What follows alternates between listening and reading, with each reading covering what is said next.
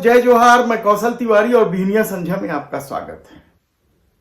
भ्रष्टाचार की ऊंचाइयां छूने वाले विभागों में शुमार पीडब्ल्यूडी यानी लोक निर्माण विभाग इन दिनों फिर सुर्खियों में है और इस बार भी सुर्खियों की वजह भ्रष्टाचार का गंभीर आरोप है।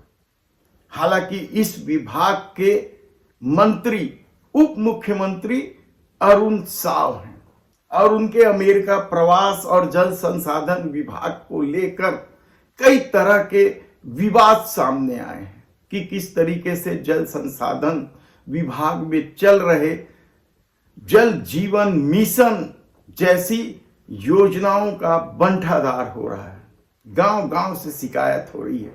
हमने इस पर कई तरह की खबरें आपको दिखाई है कि किस तरीके से जल जीवन मिशन का मामला विधानसभा में भी गूंजा था, लेकिन आज हम बात कर रहे हैं पीडब्ल्यूडी विभाग की, लोक निर्माण विभाग की।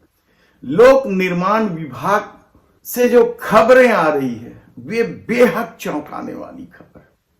सूचना के अधिकार के तहत जानकारी ठीक से नहीं दी जा रही है और आरटीआई एक्टिविस्ट पीडब्ल्यूडी के इस रवैये को लेकर बेहद परेशान है। तो दूसरी तरफ जो खबरें निकल कर आ रही है कि प्रदेश भर में लगभग 50 भवनों को फिर से नवनिर्मित किया जाएगा। हालांकि पीडब्ल्यूडी के लिए यह कोई नई बात नहीं है।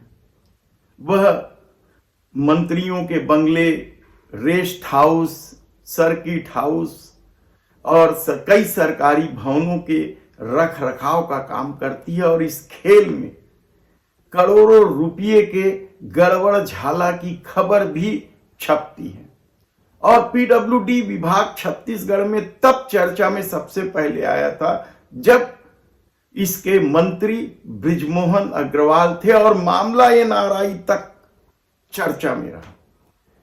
कमीशन बढ़ जाने को लेकर भी कई तरह के सवाल तब उठे थे और अब अरुण साव के पीडब्ल्यूडी मंत्री बनने के बाद एक बार फिर पीडब्ल्यूडी विभाग सुर्खियों में और इसकी वजह सिर्फ भ्रष्टाचार या कमीशन खोरी नहीं, बल्कि इसकी वजह तो वहां के सालों से जमे अधिकारियों की रीति नीति है। एक तरफ छत्तीसगढ़ के मुख्यमंत्री विष्णुदेव साय राजस्व विभाग को लेकर कड़े आदेश जारी करती है।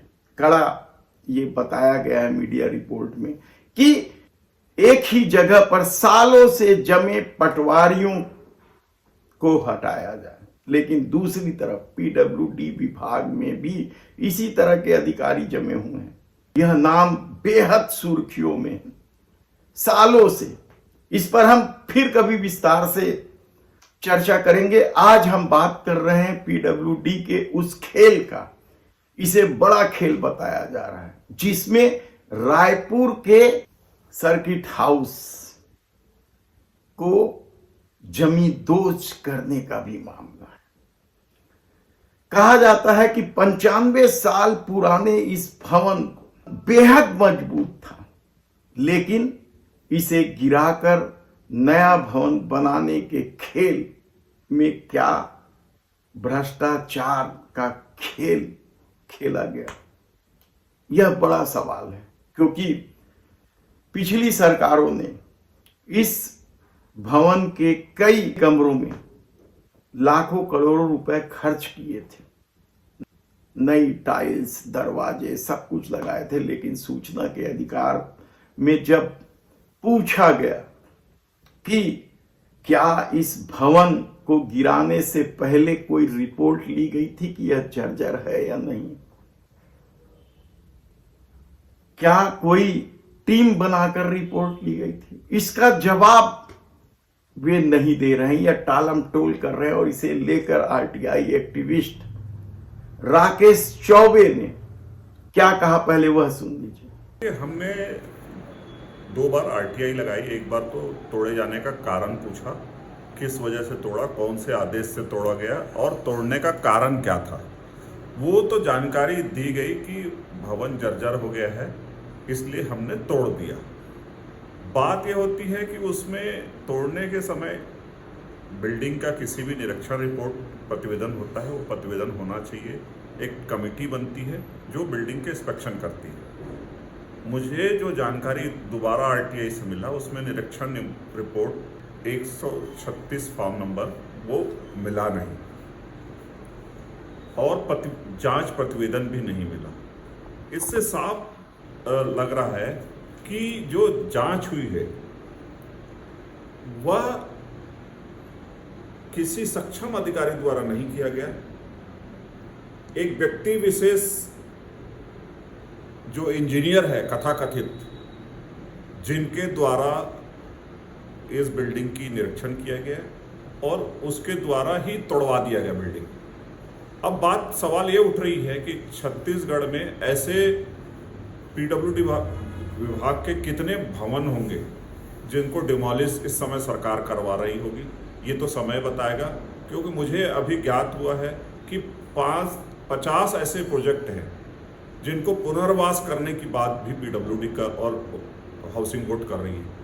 शायद एक घोटालों की तरफ संदेश जा रहा है कि कहीं ना कहीं तोड़ने के नाम से एक पैसा बनाने के लिए संगठित गिरोह काम कर रही है। इस बिल्डिंग को लेकर काफी कुछ कहा जा रहा था कि ऐतिहासिक बिल्डिंग है, इसको रहने देना था, तो इसको लेकर आप लोग क्या सोचते हैं? देखिए, ये जो जवाब आया है उसमें साफ साफ लिख रहा है कि 95 इयर्स ओल्ड बिल्डिंग, जो ओल्ड बिल्डिंग है वो ब्रिटिश गवर्नमेंट के समय से, ब्रिटिश शासन के समय की बनी हुई बिल्डिंग थी, जो हेरिटेज के नाम से प्रसिद्ध होना चाहिए। उसका जो स्ट्रक्चर है वो देखने से पता चलता है कि उसमें बड़े बड़े जो लोहे लगे हैं, वो जिसके स्ट्रक्चर बीम और कॉलम जैसे स्ट्रक्चर्स हैं, वो इतने मजबूत है कि 100 साल और रह सकता था। मगर सिर्फ घोटाले की वजह से, भ्रष्टाचार करने के लिए बनाया गया एक प्रारूप है जिसको तोड़ दिया गया। अब आने वाले समय में क्या करेंगे ये भी बात खुलासा होगा। तो क्या 136 जो फॉर्म नंबर है निरीक्षण रिपोर्ट, वो क्यों देने से आनाकानी कर रही है? देखिए, मुझे तो लग रहा है 136 नंबर फॉर्म है ही नहीं, क्योंकि इंस्पेक्शन रिपोर्ट जो होना चाहिए वो 136 नंबर फॉर्म ही होता है, जिसमें 3 लोगों को और 5 लोगों की कमेटी होती है। जो कमेटी सभी इंजीनियर और तकनीकी विशेषज्ञ लोग होते हैं जो उस पर साइन करते हैं कि क्या क्या हुआ, क्या क्या जर्जर हो गया, क्या क्या हुआ। वो ऐसा रिपोर्ट कहीं नहीं दिख रहा है। तो कुछ समय पूर्व हमें पता चला था कि करोड़ों रुपए खर्चा करके उस बिल्डिंग को संवारा गया था और अचानक उसको तोड़ दिया गया। ये बात समझ में नहीं आ रही।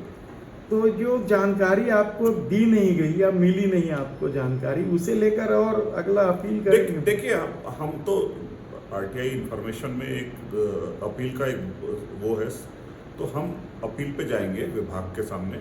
हम अपील करके पूछेंगे कि भाई ये फॉर्म है कहाँ। अगर वो वाजिब में अपील पे भी डिनाई करता है तो हम इसको लेके संबंधित फोरम में जाएंगे जहाँ पे इसकी जांच हो सके और दूध का दूध, पानी का पानी हो सके।